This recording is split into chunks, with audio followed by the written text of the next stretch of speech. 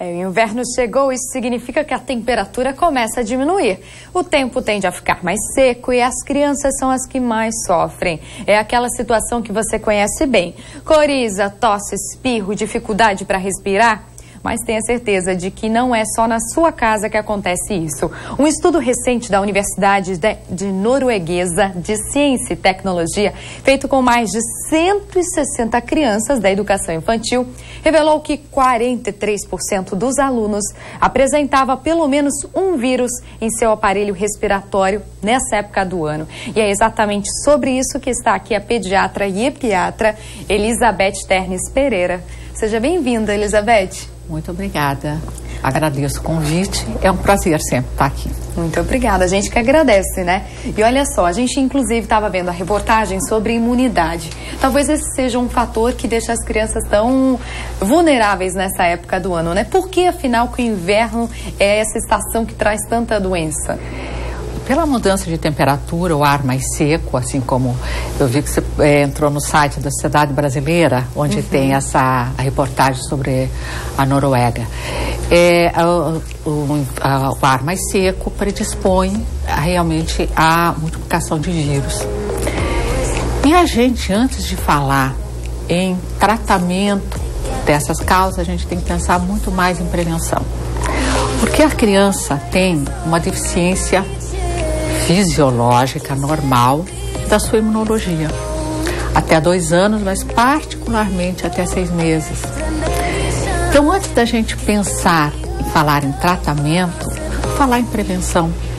Leite materno é fundamental. A mãe tem que tentar manter um aleitamento materno até os 6 meses exclusivos e depois manter até 2 anos, daí já com outra alimentação, e estar muito atenta às vacinas, a um ambiente saudável e depois a uma alimentação adequada. Com certeza. Hoje existe um mito ainda entre algumas pessoas do risco da vacina da gripe. E esse mito tem que ser destruído, porque a importância, a melhoria das condições de saúde após a implantação de todas as vacinas em geral, mas da vacina da influenza fez uma diferença enorme nas complicações das doenças próprias de inverno. Com certeza. E a gente tem esse dado aqui que mostra realmente as doenças no inverno, quanto às internações pediátricas. Para vocês verem aqui, nos meses de junho e julho são os que tem mais internação, ou seja, onde as crianças ficam realmente mais vulneráveis, né? E existem N doenças que as crianças acabam sendo envolvidas. Você falou da prevenção, mas muitas vezes acaba acontecendo, né? Então a gente elencou algumas para poder conversar realmente, se for possível passar aqui. Que a gente tem algumas doenças, por exemplo, a questão das alergias nessa época do ano, né? As alergias respiratórias. A rinite, ela não é necessariamente uma alergia. Você pode ter uma rinite por virose, ou você pode ter uma rinite por um processo alérgico. Mas as doenças alérgicas em si, respiratórias, como a asma, elas pioram com os quadros infecciosos virais. Então, a prevenção é importante para que evitar o máximo possível que as crianças adquiram a doença viral, a infecção viral, para assim evitar que surjam as suas alergias respiratórias. E quando ela surge, a gente sempre faz uma orientação insistentemente para os pais. Primeiro, procure o consultório do seu pediatra. Acho que nós temos que tentar reverter essa cultura do pronto-socorro. As nossas salas de pronto atendimento estão lotadas, às vezes com criança com uma coriza simples, com um resfriado banal, ao lado de uma criança com uma pneumonia grave. Então, as nossas salas de espera de pronto atendimento superlotadas não são benéficas para nossas crianças. Começou algum sintoma respiratório, alguma infecção respiratória, vá ao seu pediatra.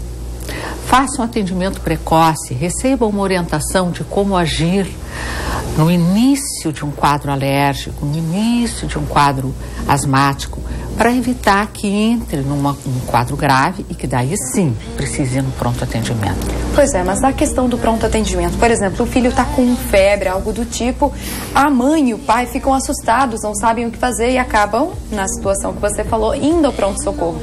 Quando é realmente necessário essa ida ao pronto-socorro? Você precisa ir ao pronto-socorro quando existe um risco real à saúde da criança. Febre nas primeiras 24 horas, 36 horas, não sendo tão elevada como 40 graus, não tem necessidade ao pronto-socorro. Mesmo porque você vai ao pronto-atendimento nas primeiras, às vezes, 6, 8 horas de febre, o quadro clínico ainda não se manifestou plenamente. Então, você vai, depois tem que voltar novamente ao seu pediatra ou pronto-socorro outra vez, fazendo, se expondo a criança a risco recorrente. Criança com febre alta, puxa vida, em casa, banho, antitérmico, bastante líquido, observar. Tenta entrar em contato com o seu pediatra, tenta levar com hora marcada, sem usar aquelas salas de espera superlotadas. Criança com febre muito alta, convulsão febril, gemência, estado de dor, aí sim, vá ao pronto-socorro. E que outra doença também é muito comum nessa época do ano que aparece para você em consultório? Nessa época do ano predominam as infecções respiratórias e suas complicações. Então é a época que a gente tem as otites, surgem as amidalites, os quadros de infecção pulmonar, mas normalmente decorrente das complicações das infecções de vias aéreas por vírus. Grande parte delas hoje prevenidas pela vacina da influenza. A questão é realmente a prevenção. Então, para os pais que estiverem nos assistindo, né, chegou a época mais fria do ano, que prevenção em casa? Ambientes arejados, banhos constantes, evitar aglomeração dentro do possível. As crianças que vão à creche, que esse ambiente seja o mais arejado possível. Muito líquido, a hidratação das crianças é fundamental. Evitar, quando a aglomeração, troca de bico, troca de mamadeira, que entre crianças pequenas é muito difícil, né? Uhum. E sabe, gente, assim, ó, aleitamento materno não existe imunológico de prevenção melhor do que o leite materno. E uma alimentação equilibrada também. E depois disso, na reintrodução, a alimentação muito equilibrada, muito rica em frutas, em verduras, em carne.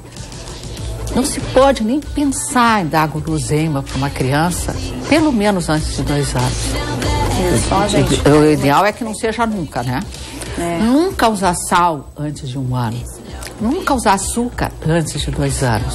Tudo isso são qualidades alimentares que favorecem a saúde. Isso. E fazem a prevenção. A saúde em primeiro lugar, ainda mais quando se trata de tesouros, né? Que são os filhos.